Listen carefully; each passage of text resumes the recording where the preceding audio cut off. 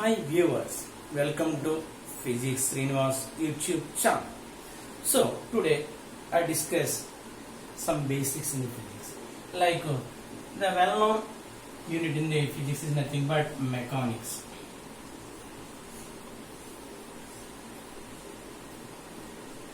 What about mechanics? What is the definition of mechanics? What is the definition of mechanics? Mechanics is nothing but a branch of physics. Branch of physics. Mechanics is nothing but a branch of physics. Mechanics is nothing but a branch of physics. So mechanics is divided into two sub units. First one is the kinematics. First one is kinematics, the most important in a school point of view. Kinematics. And also another one is dynamics. First one is kinematics. Second one is dynamics. So, what is the definition of mechanics? What is the difference between kinematics and dynamics? Like kinematics ki dynamics ki majhe difference enti. So, kinematics is the part of mechanics. Dynamics is also a part of mechanics. ఇటు kinematics తీసుకున్నా అంటే dynamics తీసుకున్నా ఈ mechanics ఒక part కింద treat చేస్తాం. Kinematics శుద్ధ గతిక శాస్త్రం కింద చెప్తాం. డైనమిక్స్ యాంత్రిక శాస్త్రం కింద మనం చెప్పడం జరుగుతుంది. So what is the difference between kinematics and dynamics? అలా డైనమిక్స్ కి కైనమెటిక్స్ కి మధ్య డిఫరెన్స్ ఏంటి? ఫర్ ఎగ్జాంపుల్ చూడండి, కైనమెటిక్స్ ఎవరిని ఎక్స్ప్లెయిన్ చేస్తుంది? కైనమెటిక్స్ ని డైనమిక్స్ ని మనం ఏ విధంగా సెపరేట్ చేస్తామంటే, for example kinematics for example body యొక్క మోషన్ ఎక్స్ప్లెయిన్ చేస్తుంది. బాడీ యొక్క ఎవరిని ఎక్స్ప్లెయిన్ చేస్తుంది? మోషన్, చలనం, కదలికను ఎక్స్ప్లెయిన్ చేస్తుంది. ఎవరిని ఉపయోగించుకుని చేస్తుందంటే కైనమెటిక్స్ బాడీ యొక్క మోషన్ మనం ఎక్స్ప్లెయిన్ చేయాలి అంటే అందులో ఎక్కువగా వర్డ్స్ ఉపయోగిస్తాం, అంటే పదాలు ఉపయోగించవచ్చు, లేదా ఈక్వేషన్స్ ఉపయోగిస్తాం, లేదా గ్రాఫ్స్ యూజ్ చేస్తాం, లేదా నెంబర్స్ యూజ్ చేస్తాం. సో ఒక బాడీ యొక్క మోషన్ ఎక్స్ప్లెయిన్ చేయడానికి వర్డ్స్ గానీ, ఈక్వేషన్స్ గానీ, గ్రాఫ్స్ గానీ, నెంబర్స్ ద్వారా ఎక్స్ప్లెయిన్ చేసేదాన్ని కైనమెటిక్స్ అని. ఇంకా చెప్పాలి అంటే కైనమెటిక్స్ గురించి మనం క్లియర్ గా చెప్పాలంటే, explain the body motion without using force. Force తో పని లేకుండా వస్తువుల యొక్క కదలికల గురించి చెప్పే శాస్త్రాన్ని కైనమెటిక్స్ అంటాం. సో బాడీ యొక్క మోషన్ ఎక్స్ప్లెయిన్ చేస్తుంది ఎవరు? కైనమెటిక్స్ అనేది బాడీ యొక్క మోషన్ ఎక్స్ప్లెయిన్ చేస్తుంది. ఎవరి ద్వారా? వర్డ్స్ ద్వారా గానీ, ఈక్వేషన్స్ ద్వారా గానీ, గ్రాఫ్స్ ద్వారా గానీ, నెంబర్స్ ద్వారా గానీ, వీటి ద్వారా బాడీ యొక్క మోషన్ ఎక్స్ప్లెయిన్ చేస్తుంది. ఆ బాడీ యొక్క మోషన్ ఎలా ఉంటుంది? వితౌట్ యూజింగ్ ఫోర్స్, మనం బలాన్ని ఉపయోగించకుండా, బల ప్రభావం లేకుండా వస్తువు యొక్క చలనాలను వివరించే శాస్త్రాన్ని మనం కైనమెటిక్స్ అంటాం. For example, the moving water in a canal లో వాటర్ మూవ్ అవుతూ ఉంది అంటే కాలువలో వాటర్ ప్రయాణం చేస్తుంది. అంటే కాలువలో వాటర్ ఎలా ప్రయాణం చేస్తుంది? హైట్ ప్లేస్ నుంచి డెప్త్ ప్లేస్ ఆటోమేటిక్ గా తనకు తాను ప్రయాణం చేస్తుంది. అందులో మనం ఏదైనా ఫోర్స్ అప్లై చేయలేదే. The moving train in a track, ఒక ట్రాక్ మీద ట్రైన్ మూవ్ అవుతూ ఉంది. ట్రైన్ అంటే ఒక ప్లేస్ నుంచి పర్టికులర్ ప్లేస్ కి వెళ్ళాలి, ఒక ప్లేస్ పర్టికులర్. అందుకే మనం ట్రైన్ ని గంటడం వల్ల మూవ్ అవ్వట్లేదు. ఒక బాడీ మీద మనం ఫోర్స్ అప్లై చేయడం వల్ల మూవ్ అవ్వట్లేదు. సో ఇంకో డౌట్ రావచ్చు. ఫర్ ఎగ్జాంపుల్, ట్రైన్ మూవ్ అవ్వాలంటే ఖచ్చితంగా ఆయిల్ ఉపయోగించాలి కదా. ఫర్ ఎగ్జాంపుల్, ఒక బాడీ పైనుంచి కిందకి పడింది, ఒక కొబ్బరి చెట్టు నుంచి కొబ్బరికి ఆటోమేటిక్ కింద పడిపోయింది. ఏదైనా ఫోర్స్ అప్లై చేయలేదు. అది ఎవరికి సంబంధించి? కైనమెటిక్స్ సంబంధించి. అక్కడ మీరు అనవచ్చు, వితౌట్ యూజింగ్ ఫోర్స్, ఏ విధమైనటువంటి ఫోర్స్ లేకుండా ఉన్నారు కదా, మరి కొబ్బరికాయ పైనుంచి కిందకి పడుతుంది, కింద ఉంటుంది ఏంటది? గ్రావిటేషనల్ ఫోర్స్ ఉంటుంది కదా. So gravitational force is the universal force అని మనం ఏం చేయలేం. యూనివర్సల్ ఫోర్సెస్ కాకుండా, జనరల్ ఫోర్సెస్ కాకుండా మనం ఫోర్స్ అప్లై చేయకపోయినా, ఒక బాడీ మీద మనం ఫోర్స్ అప్లై చేయలేదు, ఆ బాడీ కదిలింది, ఆ బాడీ మూవ్ అయింది, అప్పుడు ఎవరిని ఉపయోగిస్తాం అంటే కైనమెటిక్స్ ఉపయోగిస్తాం. So without using force I explain the most of the object. ఏ విధమైనటువంటి బల ప్రయోగం లేకుండా నేను ఒక వస్తువు యొక్క చలనాన్ని వివరిస్తున్నాను. Without using force I explain the most of the object. ఒక వస్తువు యొక్క మోషన్ ని ఫోర్స్ అవసరం లేకుండా ఉపయోగించే ఈ సెపరేట్ యూనిట్ మనం ఏంటంటే కైనమాటిక్స్ ఏమంటారండి. కైనమాటిక్స్ లో ఒక బాడీ యొక్క ఫోర్స్ అవసరం లేదు. అలా కాదు, ఒక మాస్టర్ టేబుల్ మీద డస్టర్ పెట్టారు, ఆ డస్టర్ మీద ఫోర్స్ అప్లై చేశారు. డస్టర్ మీద అప్లై చేశారు, ఫోర్స్ అప్లై చేశారు. ఎప్పుడైతే నేను డస్టర్ మీద నేను ఫోర్స్ అప్లై చేశాను అనుకుందాం, ఫర్ ఎగ్జాంపుల్ చూడండి, ఇక్కడ ఇలా ఉంది. ఓకే, ఫోర్స్ అప్లై చేశాను. నేను ఒక బాడీ మీద నేను ఫోర్స్ అప్లై చేయడం వల్ల ఈ తలుపుని నాకు గెంటారు. నేను తలుపుని గెంటడం వల్ల ఆ బాడీ కనుక మూవ్ అయితే ఇది కూడా మోషన్ ఎక్స్ప్లెయిన్ చేస్తుంది, ఇది కూడా మోషన్ ఎక్స్ప్లెయిన్ చేస్తుంది. కానీ by the help of by using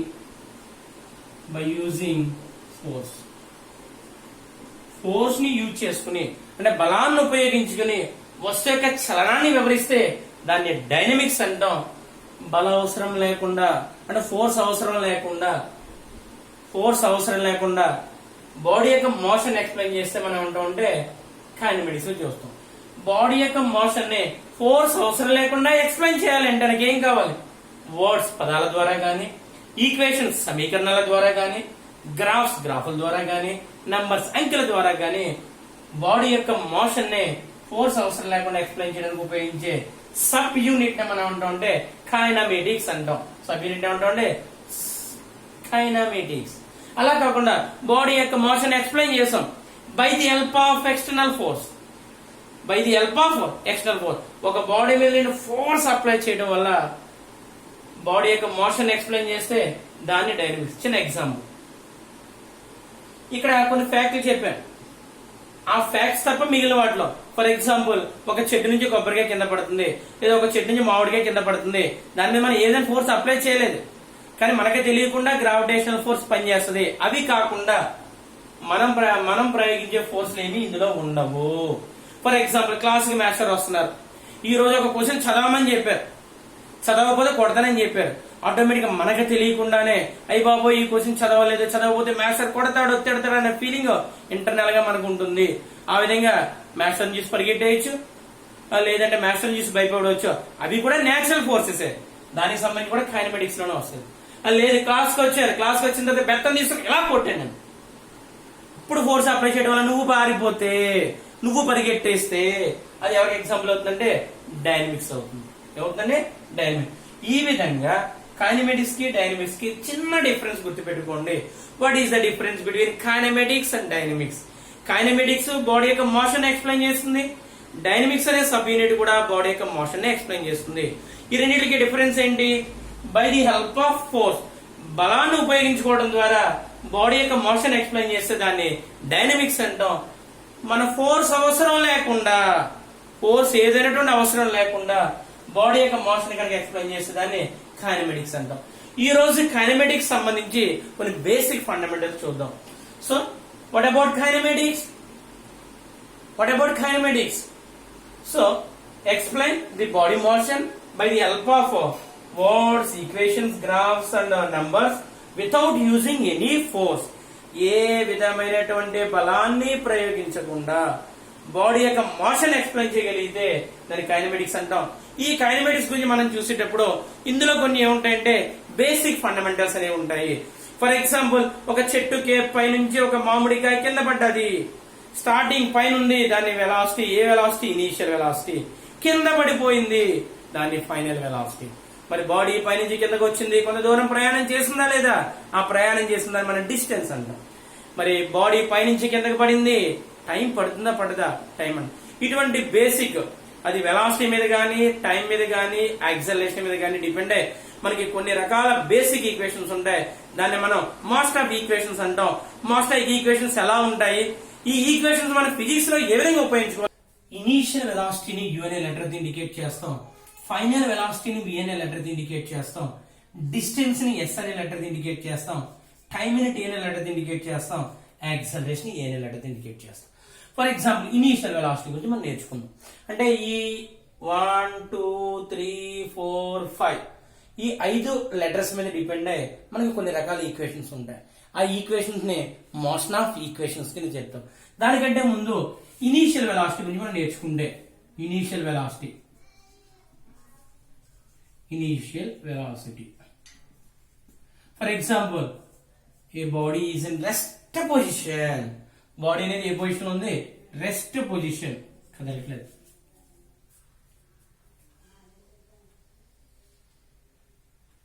నేను కదలట్లేదే, నేను కదలలేదు, అలాగే ఉన్నాను చేతులు కట్టు.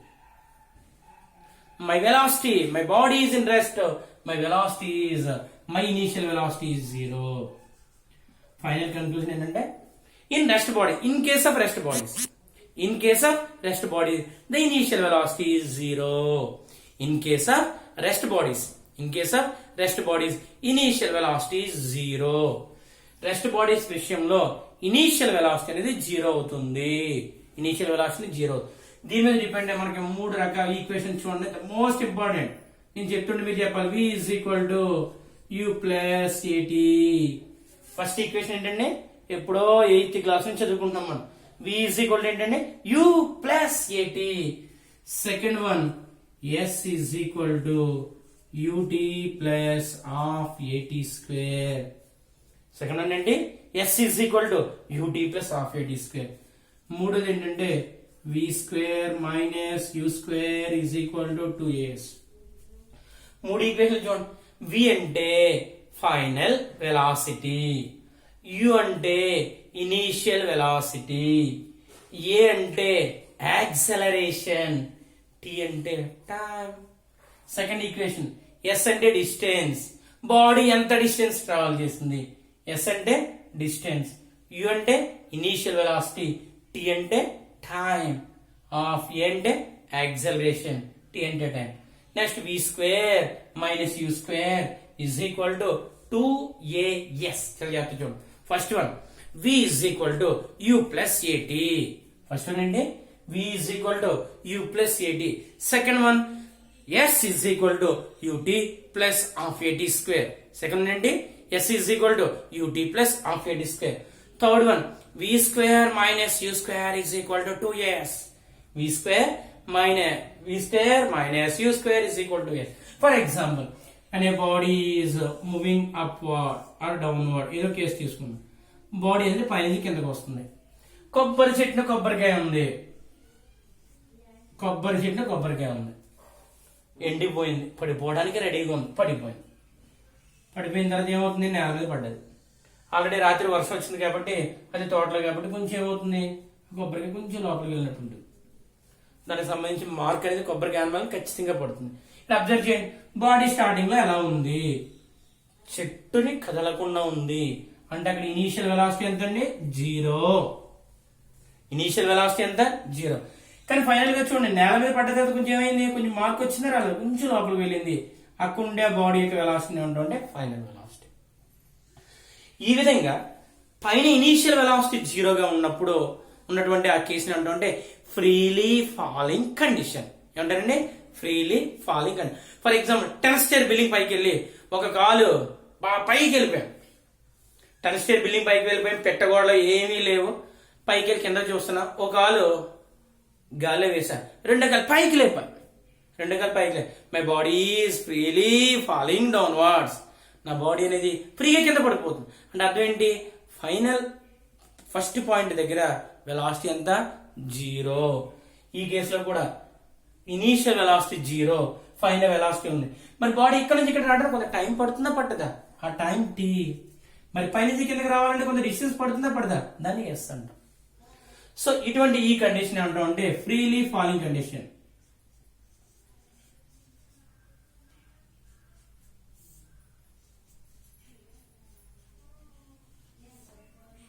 ఏమంటారా? Freely falling condition. ఎక్కువగా ప్రాబ్లమ్స్ లో ఉపయోగపడుతుంది. ఇనీషియల్ వెలాసిటీ వాళ్ళు ఇవ్వడం. The body is freely falling అంటాడు. బాడీ ఈజ్ ఫ్రీలీ ఫాలింగ్ అంటే that means initial velocity is 0. In particular గా ఇనీషియల్ వెలాసిటీ 0 అని అడిగాడు. బట్ ఏం మెన్షన్ చేస్తాడు? Freely falling. In case of freely falling bodies, the initial velocity is 0. Initial velocity. Final velocity v, time t, distance s. So ఈ విధంగా s is equal ut plus half at square గానీ, v square minus u square is equal 2s గానీ. ఇంకో doubt వచ్చింది, sir ఇక్కడ నుంచి ఇక్కడికి రావడానికి ఫర్ ఎగ్జాంపుల్ 5 seconds పట్టింది అనుకోండి. ఎంత పట్టిందండి? 5 seconds పట్టింది ఈ పైనుంచి ఇక్కడికి రావడానికి.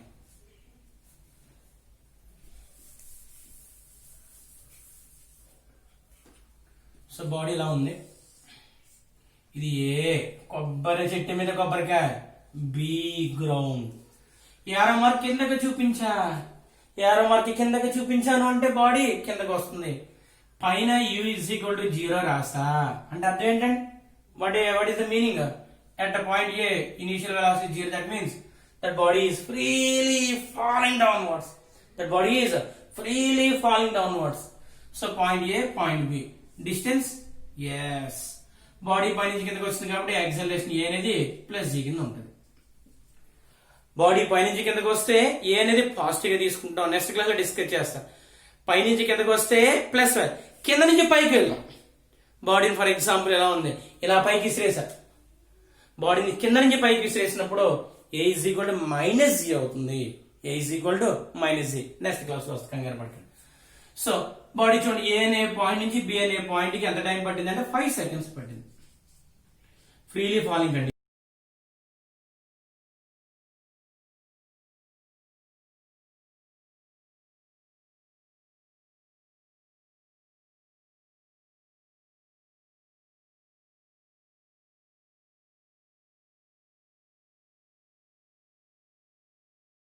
బాడీ అనేది ఏ నుంచి బి కి 5 seconds ట్రావెల్ చేసినట్టు. ఫస్ట్ సెకండ్ లో ఇక్కడికి, సెకండ్ సెకండ్ లో ఇక్కడికి, థర్డ్ సెకండ్ లో ఇక్కడికి, ఫోర్త్ సెకండ్ లో ఇక్కడికి, ఫిఫ్త్ సెకండ్ అంటే 1 second, థర్డ్, ఫోర్త్, ఫిఫ్త్. అంటే ఏ నుంచి బి కి ట్రావెల్ చేయడానికి డిస్టెన్స్ ఎంత అని చెప్పాం? ఎస్. అంటే ఏ కి బి కి మధ్య దూరం. అలా కాకుండా ఫస్ట్ సెకండ్ లో ఇక్కడ నుంచి ఇక్కడ ట్రావెల్ చేస్తుంది, రెండవ సెకండ్ లో ఎంత దూరం ప్రయాణం చేస్తుంది, ఈ విధంగా third second, fourth second. So ఈ విధంగా పర్టికులర్ గా సెకండ్ అంటే రెండవ సెకండ్ లో ఎంత దూరం ప్రయాణం చేస్తుంది మనం కాలిక్యులేట్ చేయాలి. మూడవ సెకండ్ ఆగదు కదా మధ్యలో బాడీ, మూడవ సెకండ్ లో కాలిక్యులేట్ చేయాలి, నాలుగో సెకండ్ లో కాలిక్యులేట్ చేయాలి. సో అటువంటి ఇబ్బంది అవుతుంది కాబట్టి దానికోసం మరొక ఫార్ములాస్ క్రియేట్ చేశారు. That is called as S(n). Sn = u + a × n - 1/2. ఇక్కడ Sn అంటే the distance traveled in n second. Distance traveled in nth second. The distance traveled in nth second. nవ సెకండ్ లో వస్తువు ప్రయాణం చేస్తుంది. ఫర్ ఎగ్జాంపుల్ ఫస్ట్ సెకండ్ లో ఎంత distance travel చేస్తుంది? S1. రెండో సెకండ్ లో ఎంత దూరం? S2. మూడో సెకండ్ లో S3. నాలుగో సెకండ్ లో S4. ఐదో సెకండ్ లో S5. ఈ వాల్యూ ఎవరికి ఈక్వల్ అవ్వాలండి? టోటల్ డిస్టెన్స్ S కి ఈక్వల్ అవ్వాలి. సో ఈ విధంగా another formula Sn = u + a × n - 1. Sn = u + a × n - 1/2. Sn అంటే the distance traveled in nth second. The distance traveled in nth second. ఎంత second లో అది ట్రావెల్ చేస్తున్న డిస్టెన్స్ మనం Sn కింద ట్రీట్ చేస్తాం. అలా కాకుండా బాడీ ఏ నుంచి B కి వచ్చింది, బాడీ ఎక్కడి నుంచి ఎక్కడికి వచ్చిందండి? A to B. అలా కాదు, B నుంచి A కి వచ్చింది. Body A upper point, B ground point. Upper నుంచి గ్రౌండ్ కి రావడానికి కొంత టైం పడుతుంది. ఆ టైం మనం ఏమంటాం అంటే టైమ్ ఆఫ్ ఎసెంట్. కింద నుంచి పైకి వెళ్తే దాన్ని ఏమంటాం అంటే టైమ్ ఆఫ్ డిసెంట్. దీన్ని టీ అయితే ఇండికేట్ చేస్తాం, దీన్ని టీడీతో ఇండికేట్ చేస్తాం. మళ్ళీ జాగ్రత్తగా ఏ నుంచి బికి అప్పర్ పార్ట్ నుంచి గ్రౌండ్ కి రీచ్ అవ్వడానికి కొంత టైం పడుతుంది. దాన్ని టైమ్ ఆఫ్ ఎసెంట్. దాని ఈక్వేషన్స్ కూడా ఉంటాయి, నెక్స్ట్ క్లాస్ లో డిస్కస్ చేయొచ్చు. అదే బి నుంచి ఏకి వెళ్ళాలి అంటే కింద నుంచి పైకి వెళ్ళాలి, దాన్ని ఏమంటే time descent. What is the definition of time of ascent? Ascent పై నుంచి కిందకి the time taken by the body to reach the ఎవరండి ground. The time taken by the body, the time taken by the body to reach the ground, the time taken by the body to reach the ground is called as the time taken by the body to reach the ground is called as time of ascent. అంటే ground ని చేరుకోవడానికి పట్టే కాలాన్ని time of Accent కింద treat చేస్తాం. అలా కాదు, కింద నుంచి పైకి వెళ్ళింది. ఎంతవరకు వెళ్తుంది కింద నుంచి పైకి? దాని వెలాసిటీ 0 అయ్యే వరకు వెళ్తుంది. ఓ బాడీ ఇక్కడ చూడండి, ఇది ఎంత దూరం వెళ్ళింది, ఇది బాగా పైకి వెళ్ళి వచ్చింది. బాగా పైకి వెళ్ళిందంటే అర్థం ఏంటి? వెలాసిటీ ఎక్కడ 0 అయింది, మొదటి దాంట్లో ఇక్కడ 0 అయిపోయి ఇక్కడ అంటే బాడీ యొక్క వెలాసిటీ ఎక్కడైతే 0 అయిపోతే అక్కడ నుంచి అయిపోతుంది కిందకి వచ్చేస్తుంది. ఎలా వచ్చేస్తుంది? కిందకి వచ్చేస్తుంది. సో ఇప్పుడు for example the time taken by the body to reach the upper part, the time taken by the body to reach the upper part ని రీచ్ అవ్వడం ఎక్కడి నుంచి? గ్రౌండ్ నుంచి. the time taken by the body to reach the upper point is known as time of descent. time of ascent అంటే ఏంటంటే పైనుంచి కిందకి రావడానికి పట్టే కాలాన్ని టైమ్ ఆఫ్ ascent అని, కింద నుంచి పైకి వెళ్ళడానికి పట్టే కాలాన్ని టైమ్ ఆఫ్ డిసెంట్ అండి. ఈ అప్పర్ పార్ట్ అనేది చూసారా, ఈ అప్పర్ పార్ట్ దగ్గర వెలాసిటీ 0 అవుతుంది. అప్పుడు దాకా ట్రావెల్ చేసిన డిస్టెన్స్ హెచ్ అంటాం. దాన్ని మనం ఏమంటాం అంటే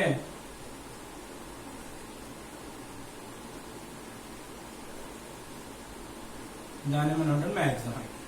వాట్ అబౌట్ మ్యాక్సిమం హైట్? ఒక బాడీ యొక్క బాడీ ఈస్ ప్రొజెక్టెడ్ వెర్టికల్ అపార్ట్స్, ఒక వస్తువుని నెట్ట నిలుగల పైకి విసిరేసా, పైకి వెళ్ళిపోతుందా? వెళ్తాగా మళ్ళీ కిందకి వచ్చేస్తుంది. కిందకి వచ్చిందని అర్థం ఏంటి? ఇక్కడ ఇలా పైకి వెళ్ళి మళ్ళా కిందకి వచ్చేస్తుంది. కిందకి వచ్చింది అంటే ఒక పాయింట్ దగ్గర వెలాసిటీ అయిపోయింది 0. వెలాసిటీ 0 అయ్యేసరికి అది ట్రావెల్ చేసినటువంటి డిస్టెన్స్ నే maximum is nothing but distance of that body when ఎంత వరకు? The velocity of that body is 0. ఆ బాడీ యొక్క వెలాసిటీ 0 అయ్యేసరికి అది ట్రావెల్ చేసినటువంటి డిస్టెన్స్ నే మాక్సిమం హైట్ అంటాం. మాక్సిమం హైట్ ని హెచ్ఎన్ఎల్ అంటే ఇండికేట్ చేస్తుంటాం. ఈ టెక్నాలజీ చాలా బాగా ఉపయోగపడుతుంది. టైమ్ ఆఫ్ అసెంట్ గానీ, టైమ్ ఆఫ్ డిసెంట్ గానీ, మాక్సిమం హైట్ గానీ. నెక్స్ట్ క్లాస్ లో వీటి యొక్క ఈక్వేషన్ కూడా డిస్కస్ చేసుకోవచ్చు. Time of ascent, the time taken by the body to reach the maximum height, nothing but upper part. The time taken by the body to reach the maximum height, that is called as time of descent. So ఈ విధంగా time of assigned ని గానీ, time of decent ని గానీ మనం discuss చేస్తాం. ఈ 4 రకాల ఫార్ములాస్ మళ్ళీ ఒకసారి చూసుకోండి, చాలా చాలా ఇంపార్టెంట్. ఫిజిక్స్ లో ప్రాబ్లమేటిక్ కాంపిటేటివ్ ఎగ్జామ్స్ లో ఖచ్చితంగా ఒక 20 ప్రాబ్లమ్స్ అనేవి 20% ప్రాబ్లమ్స్ లో ఈ 4 ఫార్ములాలో ఏదో ఒకటి ఉపయోగపడుతుంది. First one v is equal to u plus at. Second one s is equal to ut plus half at square. Third one v square minus u square is equal to 2as. Last one Sn is equal to u plus a into n minus 1/2. So this is the main basic fundamental equation. ఈ equations ఏం పేరు పెట్టారంటే motion of equations.